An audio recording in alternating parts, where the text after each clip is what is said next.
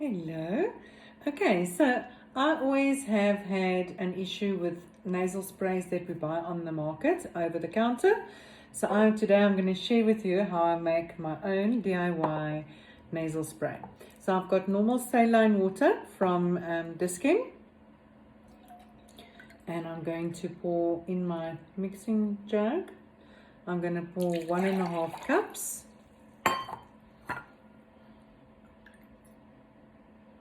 So this makes quite a lot. So you can always store it in a glass bottle. Remember, if we're using oils, we don't want to use plastic. So I've got my jug, and then I've got Lavender, Purification, Thieves, RC, and Peppermint. And I'm just going to put in 2 drops of each. But before I do that, I'm also going to add, I don't have a 1/4 teaspoon measure. So I'm just going to add, I've measured off a 1/4 teaspoon in my 1/2 teaspoon. So I'm going to put Himalayan salt, that's the pink salt. And then I'm going to add 2 drops lavender, sorry. 2 drops lavender, 2 drops purification.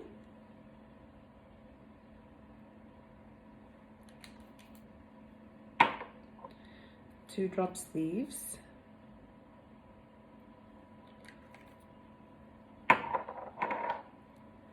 2 drops RC. RC stands for respiratory control. Sorry, that was 3. And 2 drops peppermint. Wonderful. So all I'm going to do is mix it up.